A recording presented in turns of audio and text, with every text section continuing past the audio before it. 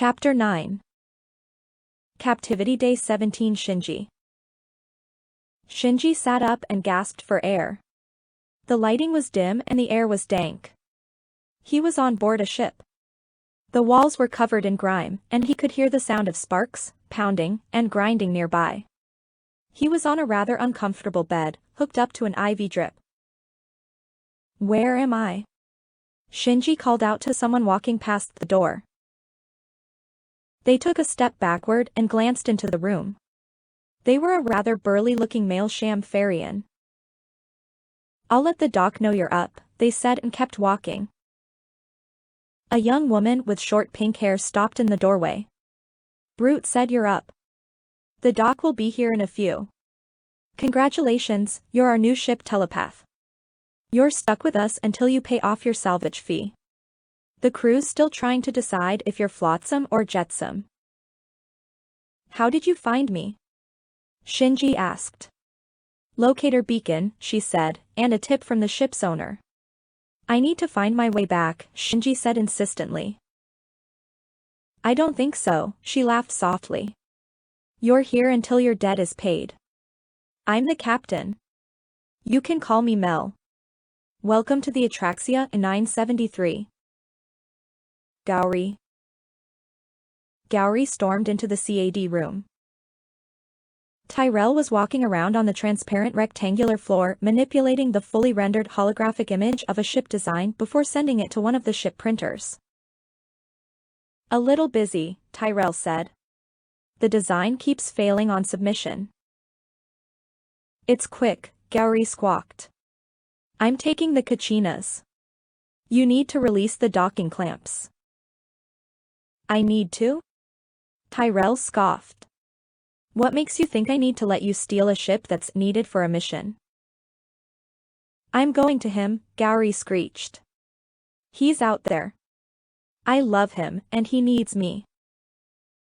"This is a dead subject," Tyrell grumbled. "I'm too old and too busy to deal with your impulsivity. Do I need to remind you I'm retired?" "What does that mean to you?" Gowry asked angrily. "You're not going to leave me alone, are you?" Tyrell sighed. "No." Tyrell walked over to the walkway lining the design theater, glaring at her. "Fine. Walk me through it," Tyrell glowered. "If you don't have a better argument than you did yesterday, I'm going to tell the twins to lock you in your quarters until you calm down." "Haven't you ever been in love?" Gowry pleaded. "I have," Tyrell balked, "and I did my share of stupid because of it, but even I wasn't dumb enough to steal a mission-critical ship without a clue where I was going." "I was right there listening when that woman said Prask tracked Syntholo to the Echelon system," Gowry argued. "I'm going to find him." Tyrell crossed his arms and glared at her. "We have no idea why he's there, or if he's in trouble. That's all in your head. All we can infer from the messages is Lady Darkseid doesn't know what his punishment was, he's not with her, and she prefers vanilla bath soap. That's it. That's not even why Prask is looking for him, which you'd know if you didn't start jumping to conclusions." "I heard her," Gowry wailed.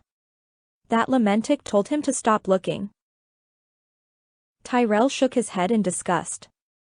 "They got confirmation Lady Darkseid is still on Arosha and Syntholo isn't with her. That's all Prask was sent to verify.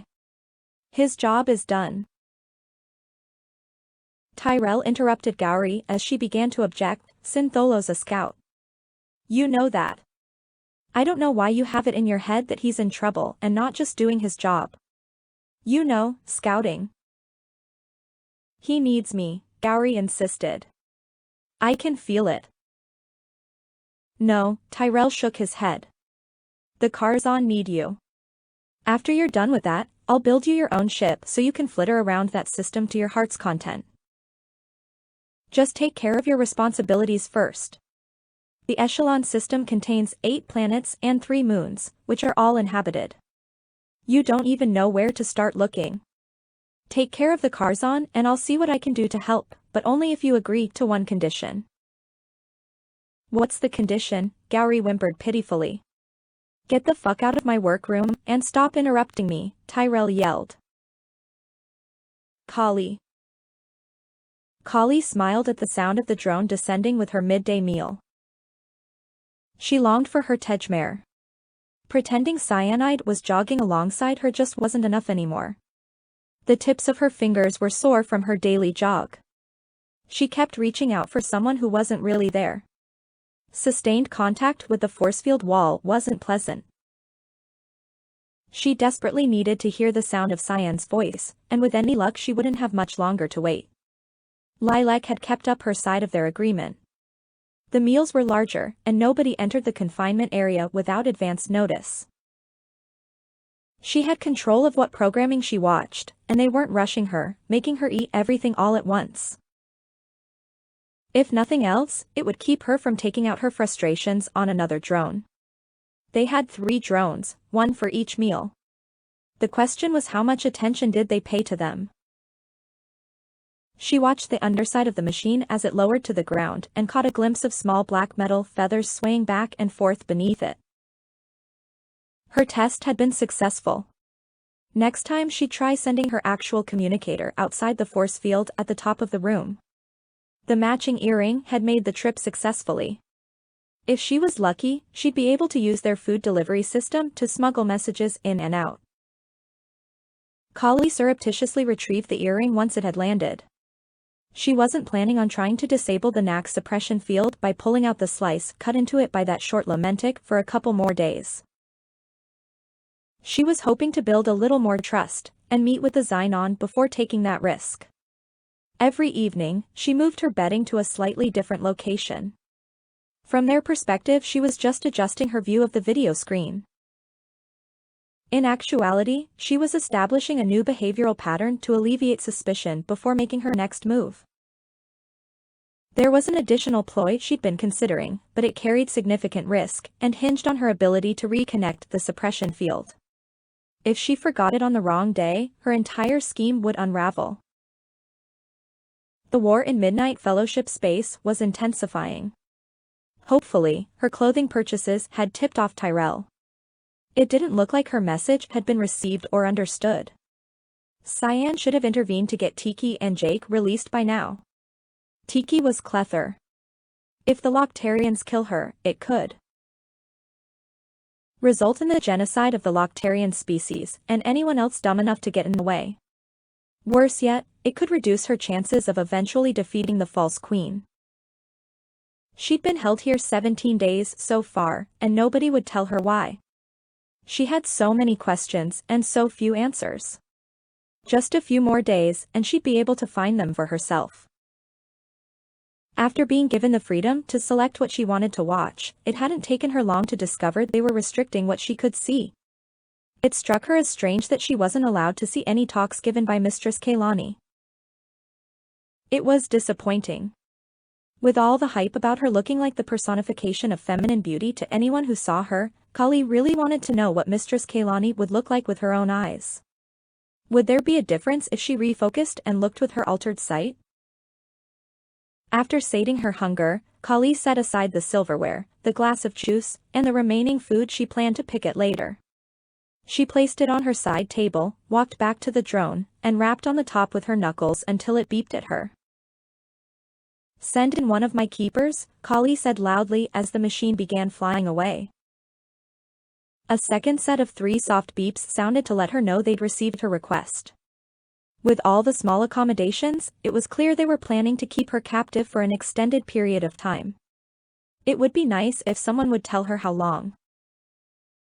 With the concessions made by Lilac, Kali had a semblance of control. She knew it was illusory, but it kept her pacified, though not actually calm. Jake may not have been too friendly or trusting of her, but Kali's inability to help him troubled her almost as much as the Loctarian government's silence. Yet again, Cletheria was being portrayed as some incomprehensible villain. She pushed the thoughts away. Getting angry would just make matters worse. Light flowed into the main chamber as the door on the far side of the building opened. Judging by their silhouette and the bow of their legs, it was her frog-like jailer. "Hey, Shugek," Kali called to him. Lady Darkseid, he said as he continued toward the confinement area, how can I help you today, or does that count as a question?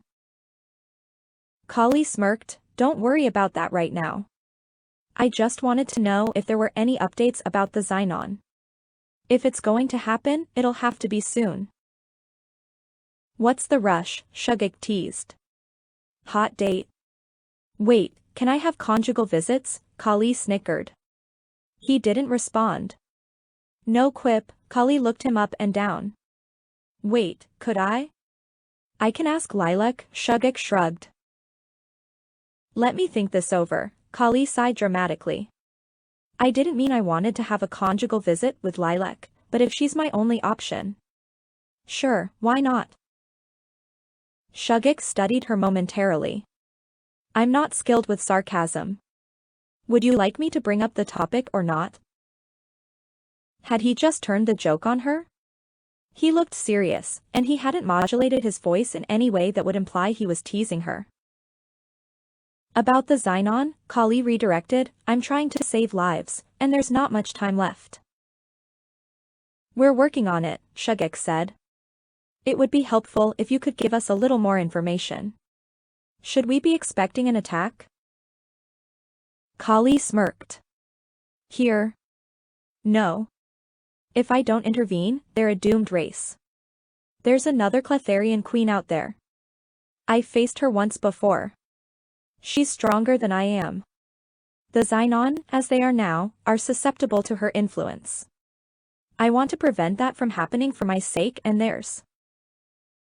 I'll pass that along, Shugik assured her.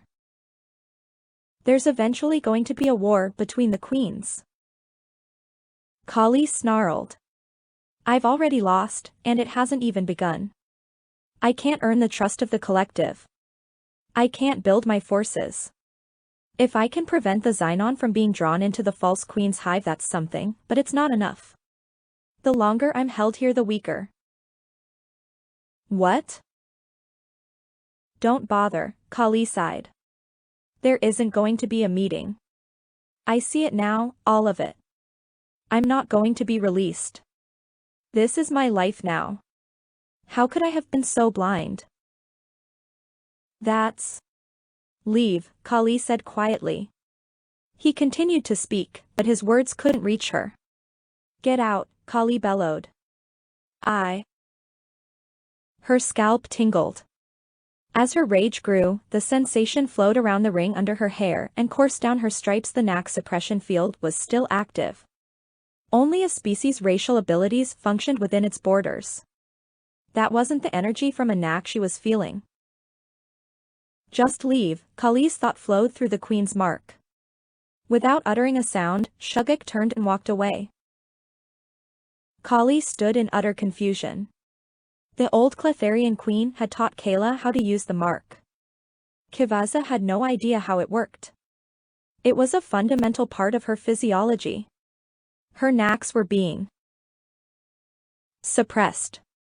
The mark was something different, but what was it?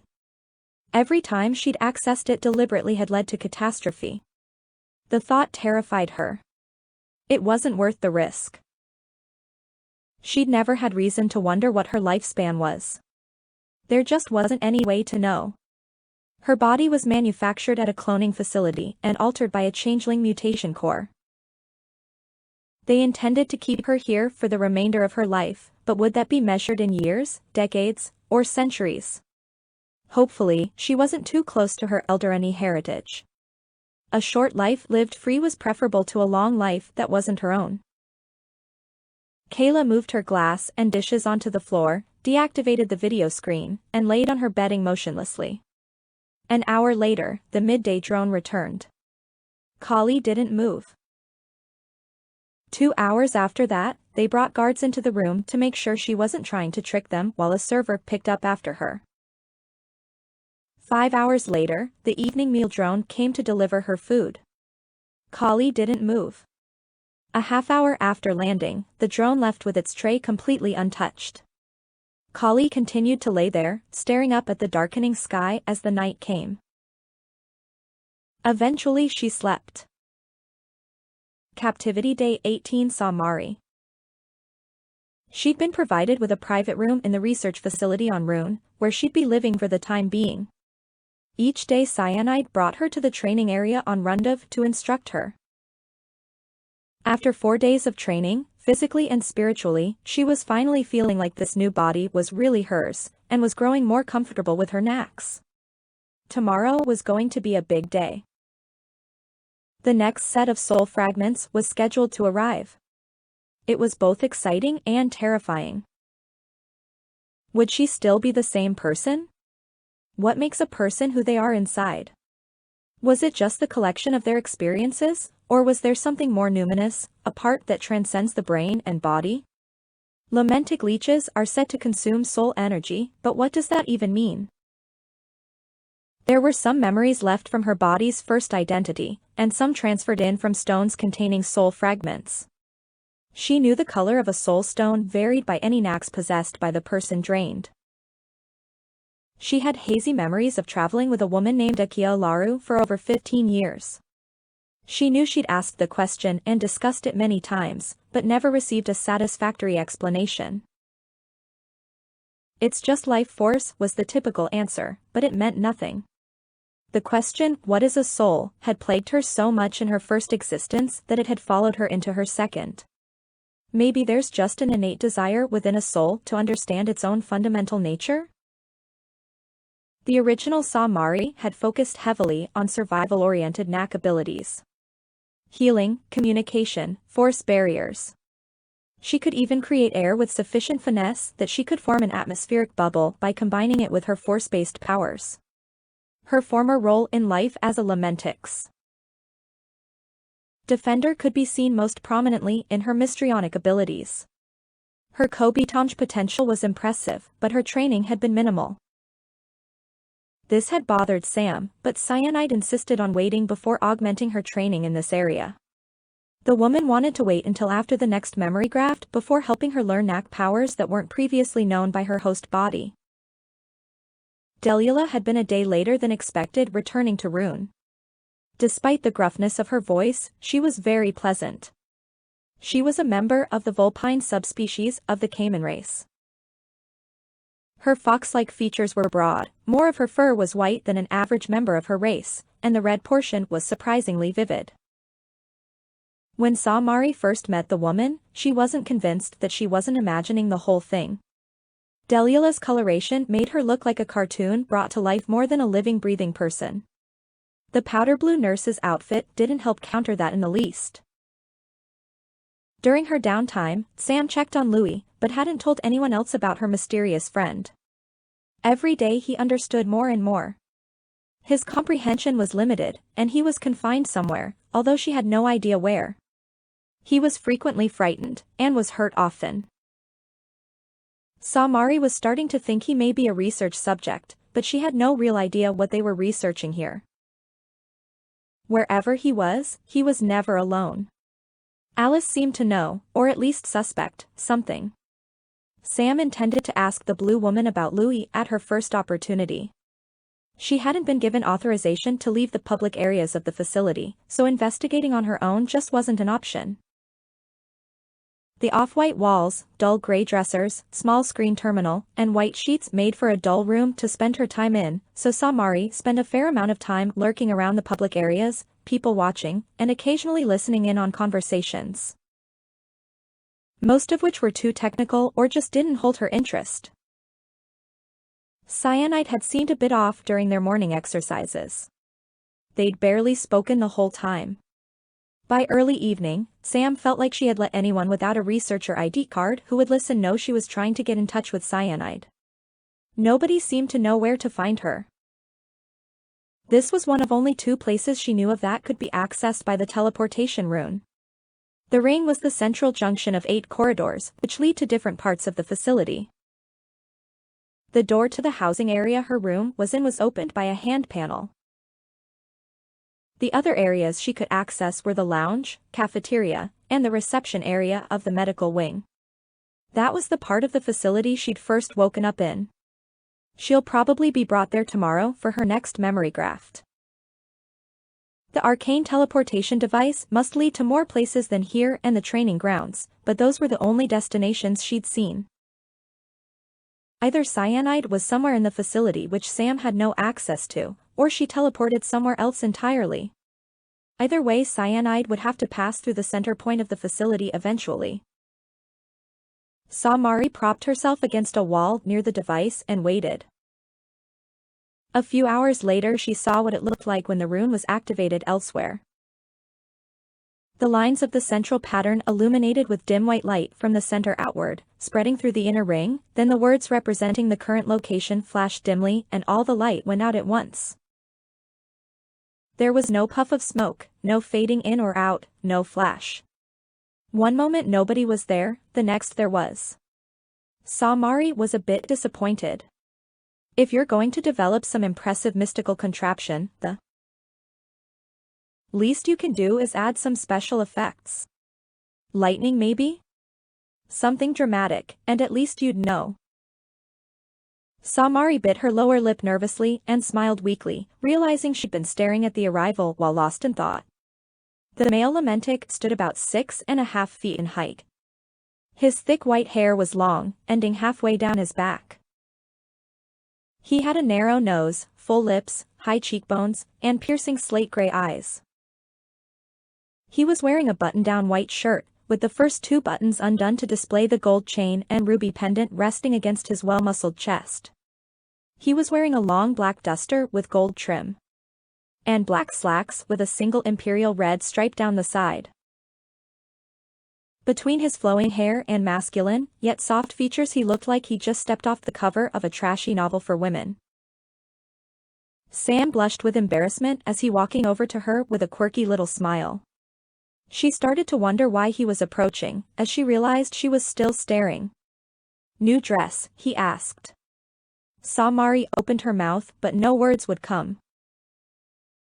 His eyes locked with hers. She looked up at him as he sashayed forward, resting one hand against her hair on her upper back, the other against the outer swell of the leather, covering her right breast.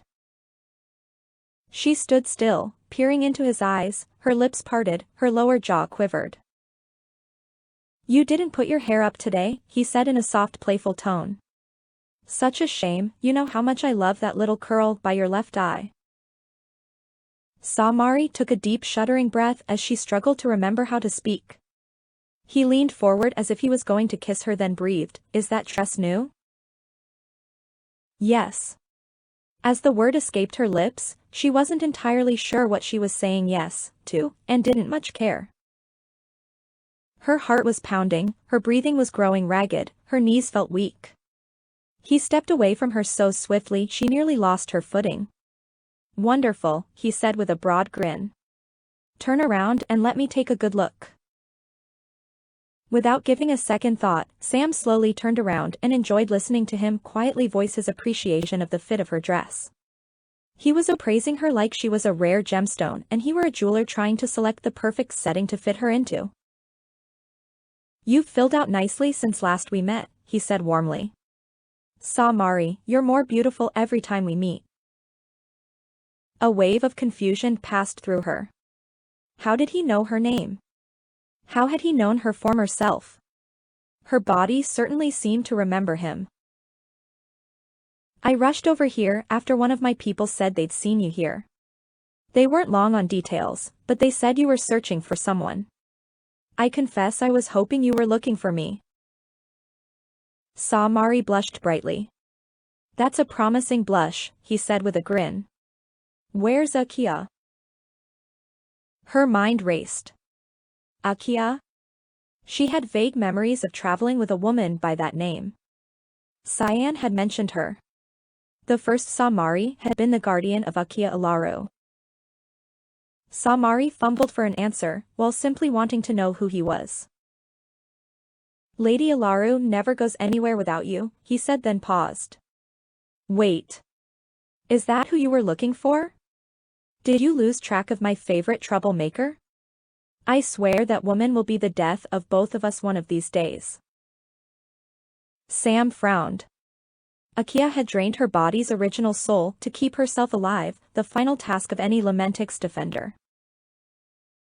Hang on, he said with a playful grin, did she leave you here by yourself? Mari held her breath and nodded slowly. Really, he said as he stepped up beside her in a single long stride. Whatever shall we do? Sam exhaled. Do you know I heard you, he whispered. That night when she brought you with her to visit me at House Adam. At first, when you cracked the door to our bedchamber, I thought you were being overprotective, but under Akia's soft moans, I could hear you in the next room. Just what were you doing in there? It sounded like something not so innocent, Miss Mari. Mari gulped hard. Who in the powers was he, and why was she getting so? She rummaged through her mind, desperately looking for the answer. He mentioned House Adam. She knew they oversaw all the Lementic bloodlines, arranged mating pairings to prevent inbreeding, which was no small feat in a culture full of noble houses. They also trained both males and females in the sensual arts to ensure the woman would be properly primed for impregnation. His last question had even brought back vivid memories of her pleasuring herself in the next room while listening to the soft moans and groans of Akia and Oleander. Sam smiled, having finally remembered his name. Must be a fond memory, judging from that smile, Oleander said as he placed his hand on the right side of her skirt, and started tracing behind her, following the curve of her hip. She tilted her head so she could watch his expression, and the twinkle in his eyes. He was playing, her body was his game board, and Sam hoped he wanted to handle every piece. Are you really here by yourself? His breath cascaded across her shoulder as he spoke. Yes, she said with a devious smile. You're sure Akia's not going to jump out of hiding with a knife to my throat, this time? Mari giggled. She wished she had that memory. It's just me and you.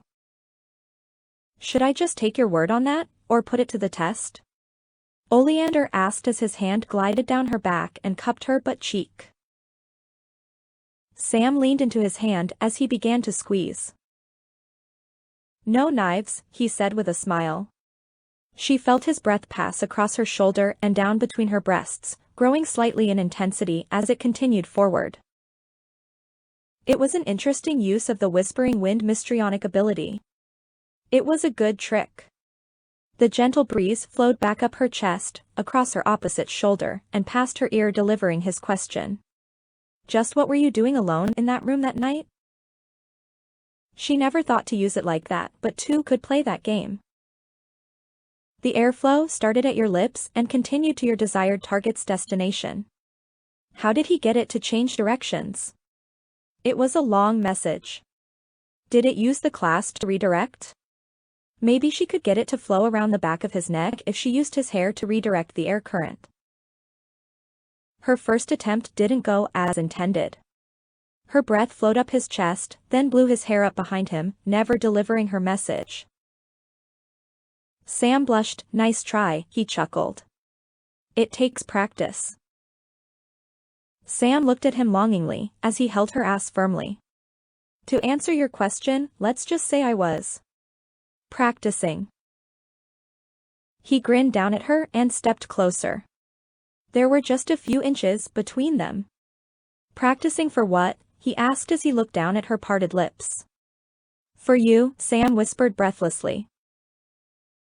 As Oleander leaned forward to kiss her, his hand slid up her back. The warmth of his touch seemed to flow into her.